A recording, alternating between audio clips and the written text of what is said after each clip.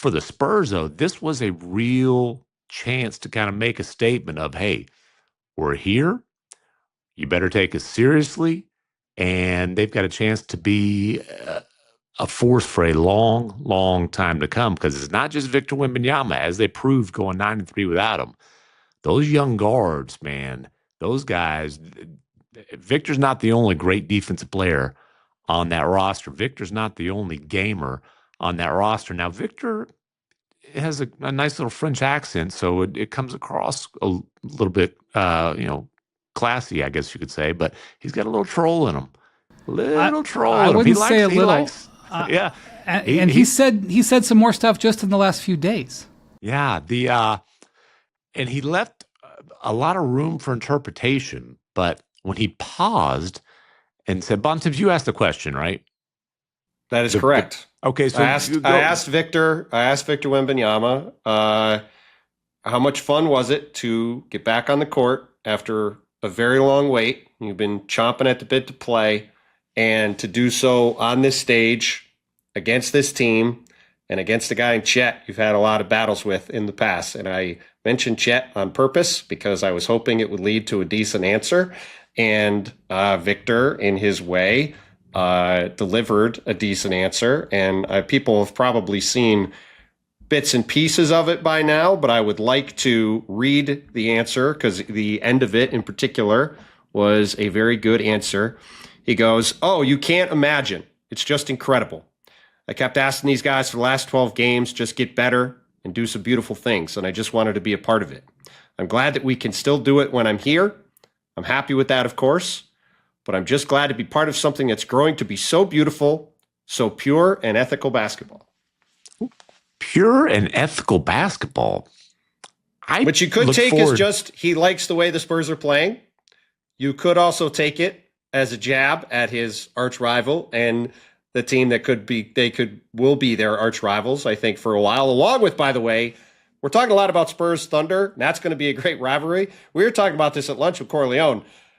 The Rockets are also a team with a bunch of young studs and are going to be awesome for a long time.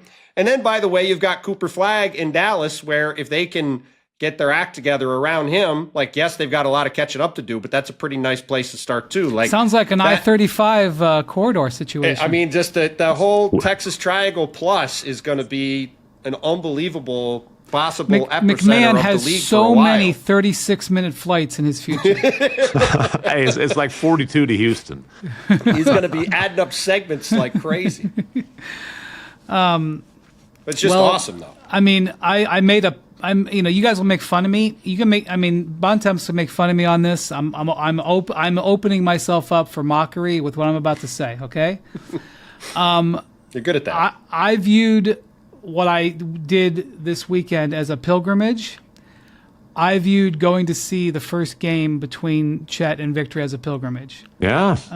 Because you had to be there for your discoveries. You had to make sure you announced to the world you discovered these two guys who were drafted first. There's a difference between becoming familiar with and investigating and discovering, and that's But I felt from day one, and it's probably one of the most energizing moments I've had in the last 10 years in the NBA, was the first quarter or the first half that those two guys played, and what they said about each other after the game or didn't say, and their interaction that they had after the game. And I always remember it, and I would love it if this is just the beginning of many. Although I certainly am not taking anything off the table for any of the other challengers in the West, particularly Denver and particularly Houston. Well, listen, the other teams are still going to be there, but these guys, assuming health, these teams are going to be butting heads for a long, long, long time. Yeah, assuming health, Chet Holmgren is going to, I believe and hope, be a big part of USA basketball. Mm-hmm. And, Victor is one of Victor's biggest missions is to bring a gold medal to France. And it is one of the things that is upset him, not upset, but is something that he wants to get over in his career. He's lost now to the Americans twice in gold medal games. He's only, 21, 22. Yeah. But it's happened twice, and he's... Well, and the real genesis of the rivalry with those two guys is that under-19 championship That's game right. in the World Cup 4 years ago, where ironically Kenny Lofton, who's a guy who has bounced around as a two-way, was really the star of the game for Team USA, a 6'7" cinder block of a guy, helped them get that win down the stretch. And that is actually interesting to point out, because down the stretch of this game with Oklahoma City, the Thunder did something that we've seen them do before, and I think we'll see them do again, which is they didn't use Holmgren always on Victor. They used Chet Alex very Cruz. rarely guarded Victor one-on-one. That's the thing. As much Yeah. as we're talking about these two guys as a That's right. matchup, it's really not that much of a matchup. And a lot of teams are using the bigger, stronger wings. In this case, J-Dub or Alex Caruso, and then sending bodies at Victor. And even when Victor was playing great in the first half, like every time he put it on the floor, it was like, it was like a ball carrier trying to hit the hole. Like the defense was swarming him. Chet didn't guard him a whole lot. Chet doesn't take the toughest individual assignment very often, especially when Hartenstein's healthy, because he's just so devastating as a help defender. That's where he's just an absolute dominant force defensively. Now, Victor did guard Chet a little bit more, and at one time in particular, Chet was very determined to score on him and very unsuccessful doing so. It was returned to sender with some emphasis. But yeah, it's that individual rivalry is a lot of fun, but they're not out there playing one-on-one against each other very much at all. Yeah, and I actually think that the other direction, I was talking to some scouts, and look, I want to be clear here, again, before I say this, because it's not like anybody's shutting him down, but in recent games, some of the strategy, I think Phoenix did it, Minnesota did it, and the Lakers. I'm talking about defense on Shea. Oh, on Shea. Okay, I thought you were talking about that. I was pivoting there. Sorry. So we talk about the defense on Victor. I was talking to some scouts, and they said that the book right now on Shea, not that it shuts him down, to be clear, despite the fact that Shea is an expert at drawing fouls, is to play with increased physicality, even if that means putting a shorter defender on him, because teams try to put length on him because he's so tremendous at shooting. And this was definitely the strategy for Stefon Castle, who, he's a stud. Especially late in the game, there was the one possession where Castle was on Shea, and Shea couldn't, really down the stretch, I would say in general, Shea couldn't get to his spots, which one of the things about Shea's game is that his ability to get to his spot no matter what and do it at his speed and his tempo. Well, the possession you're talking about, to be clear, was the Thunder got the ball down 4 with 38 seconds to go, prime opportunity to go for a 2-for-1, and Shea was trying to get the 2-for-1 and trying to get into the paint, and it just took him 14 seconds to do so. And so by the time Chet got the ball at the rim and ended up getting fouled by Victor, they were down to, I think there was 24-3 on the clock. And so their chance to get a 2-for-1 went away, which is where we got into the annoying, back and forth intentional foul game for the final 24 seconds. But that was all generated by the Spurs perimeter defense not letting Shea get to a shot with 31 or 32 on the clock to give them a chance to just play defense one time and have a chance to tie or win the game. And the Thunder felt like they got too stagnant offensively. They felt like they didn't move the ball around. They didn't move. There's a lot of individual isolation, ugly possessions for them. And they're usually a great ball moving team, even though Shea is obviously one of, if not the best one-on-one scorer in the league right now. But they felt like you got to make Victor move. So it's not even making the shell move. It's making the best rim protector maybe that we've ever seen move. Yep. They felt like he was able to kind of plant himself near the basket way too easily. But again, like the Spurs have some dudes on the perimeter defensively. Stefon Castle, as much as we've talked about Amen Thompson, Stefon Castle's that type of defensive talent. Plus, he's a guy who can go to LA and give you 30.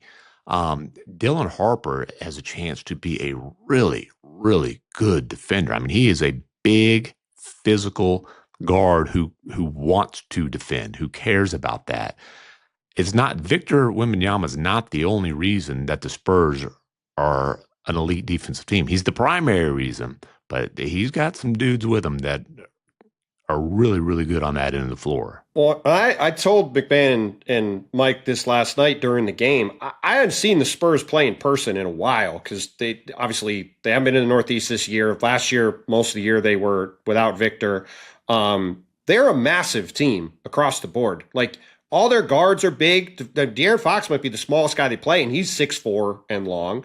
Dylan Harper's a big guard. Castle's a big guard. Devin Vassell is a big wing. Champagne's a big wing. Yep. Harrison Barnes has obviously been, a long-standing stretch for. Keldon Johnson is a bigger wing. Like every guy Cornette's obviously a center, but I'm talking about the perimeter. They play him. Guys. They play him with Victor sometimes. By the way, I did clarify with Luke Cornette the celebration when he rejected. Was that in Charlotte when he had the game-saving swat and he said that was definitely Vince Carter, not Usain Bolt, is what he was trying to emulate. I can't remember if it was Charlotte or Orlando. Might have been in Orlando. Either way.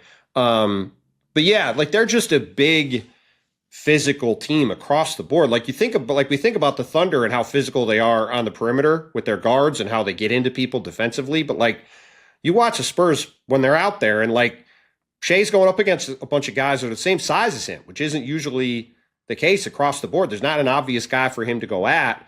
And it was awfully impressive to watch. And I joked with a couple of the Spurs guys yesterday when I saw him because I hadn't seen him in a while. I was like, hey, look, guys, like I was excited for what you guys are going to be this year. I didn't think you were going to be anywhere near this good. McMahon's obviously going to win this bet in a rout. And I mean, it's fair to talk about them. Like they're a legitimate, especially if Victor can stay on the court. They're one of the 4 best teams, I think, in the West. I think it's clearly the Spurs in some order. The Thunder obviously first, and then I would probably have the Spurs behind the Rockets and Nuggets. But if you told me the Spurs end up in the top 3, if Victor stays on the court, like the way these guys have developed, it's not a surprise at all. Yeah, which is why I think for Christmas Day, so that'll be the 3rd time they see each other. Hopefully everyone stays healthy for that stretch. And, as we're talking about this, Victor didn't start this game and only played 20 minutes. 21, but yes. And they sat him the first 15. And Isaiah Hartenstein obviously is also coming back from a minutes limit on the other side. And that's not as impactful as Victor, but still. First time the Thunder had their starting 5 since Game 7 of the Finals. And the first time that San Antonio had their core group together when you talk about Harper, Fox, Castle, and Wemby all together. Friday was their first practice together all season. Yeah. So I would love to see 2 games in a couple of weeks here, 10, 12 days, to watch how that develops. I'd love to see that. Let's talk about their opponent coming up because the Knicks, I ran into a Knicks fan over here in London, and he was telling me how he's a season ticket holder, and he was telling me that he genuinely gets emotional when watching Jalen Brunson play, partially because the Knicks, he's wanted a player like this for decades, and he didn't get to see Brunson's game the other night because he was over here, but Brunson goes for 40 in another brilliant performance in leading the Knicks to a win over the Magic. I think they won by 12. The Knicks, like, look. There were times where we weren't sure how they looked early in the season. When they've got their full team, which they have at the moment, because Anunoby is back and Josh Hart's playing well, and Towns had, he's not going to shoot this well every game, but Towns had a good shooting game. And you got Brunson doing Jalen Brunson. Like, they're an extremely formidable team, and they currently don't have Deuce McBride, who's been on an absolute heater and is shooting 45% from 3. They got really good minutes in this game from Tyler Kolek, who played really well off the bench. But like they're that much better when they have McBride able to come off the bench with Mitch too. Like they've been in a really nice rhythm for the past few weeks, and obviously they played great in this game Saturday. Though in the first half, Jalen Suggs and Jalen Brunson were going back and forth. Suggs had 25 at halftime, the best offensive half of his career. He was amazing. And it was just a real bummer. Happened right in front of me. He tries to drive in the third quarter. OG Anunoby steals the ball away from him. And he immediately let out a yell. He was grabbing at his hip after that. Couldn't stay, tried to stay in the game for a while, eventually came out. And Suggs is one of my favorite players in the league to watch. He's like an evolutionary Marcus Smart almost from his prime days in Boston. He's constantly flying around making plays. The Magic are way better when he's out there and playing well. And I just hope this injury isn't a long-term thing, because that would be on top of losing Franz for a while with this high ankle sprain, that would be really rough if they lose Suggs for a while too. But the second half, the Knicks just really took over, and Karl Towns played great. Hart and Bridges were making shots. Like this was a game that was the vision. 61% in this game against a good defensive team. And this game was really a vision of what Mike Brown wants this offense to be. Because yes, Jalen Brunson was the headline guy with 40 and 8 and taking 27 shots in this game, shooting 16 for 27. But you've got OG Anunoby with 24 and 13 shots. You've got Karl Towns with 29 and 11 shots. You've got Josh Hart with 12, 6 and 6 on 12 shots. You got Bridges with 16 on 13 shots. Like that. That's what Mike Brown wants. That's what these guys want, is an egalitarian, move the ball. Jalen Brunson with the ball more than everybody else, but not having to pound the ball and create every single shot like he did last year. And against a really good Magic defense, you saw the Knicks control this game with offense, and that's why they're playing San Antonio on Tuesday. Well, and there are questions about what the ceiling is. Is there a championship ceiling with a small ball-dominant guard like Brunson? And I would say that's a fair question. I would also point out that, as you said, he's less ball dominant now, and then it's I don't know what egalitarian means, but I think it means more guys are touching it. That is what it means. Sharing the ball. Like, listen, the Knicks got relevant again after they signed Jalen Brunson, and you can doubt all you want, but he's a small ball dominant guard who has a track record of showing up in the playoffs. And, he's a champion going back to Villanova. When he had a chance with the Mavericks, when they desperately needed him, Luke is out with a calf strain. The guy goes for 41 and 31 and wins over the Utah Jazz. And he's consistently showed up in the playoffs for the Knicks. So I'll take my chances with that guy as the face of the franchise, and as the dude who's going to have the ball in his hands more often than not. Yeah. The thing is, when Jalen Brunson is in his bag and on his game like this, they elevate to another level. And offensively, they remain the number 2 offensive team in the league. I think they're in the top 5 in most shooting categories. And, they've got a lot of different guys they can go to, especially when when Anunoby and Towns are moving, and even Bridges, he's having a strong season, and so Cat really hasn't gotten rolling yet. Correct, and so this is a great opportunity for the Knicks. Look, the Knicks. Let's just be honest. You can make fun of the NBA Cup if you want. You can make fun of putting the banner up. I'm not sure I'm down with putting a banner up for it. It's a ribbon. It's a ribbon. Although I was at, well, I'm not even going to say that, but I come on, you can't do that. No, I'm not going to say that. But they haven't put up much to celebrate. They haven't put up anything. They haven't put up any ribbons in a long time, much less banners. Hey, I will say this: the Spurs were awfully happy to advance to the championship game. I think Keldon Johnson in particular, he's on this quest to buy a llama. He's, certainly, I think he's got enough for several llamas at this point with the bonus money. But, I thought he was trying to get his own show, like DJing on Sirius. Well, that's the thing. As old Michael Country Wright told me on the hit YouTube show, Howdy Partners. The folksy show. Yeah, Mike loves the word folksy all the time. Anyways, Keldon travels with like the modern day version of a boom box, like the speaker, Bluetooth, and all that. And he has very eclectic musical tastes. And so last night, the visiting or the losers interview room, the smaller interview room, was neighboring the Spurs locker room. So we're sitting there waiting for Daigneault. Party in the USA Miley Cyrus is blaring through the walls from the Spurs locker room. Now, they managed to get him to turn it down before Daigneault's press conference started.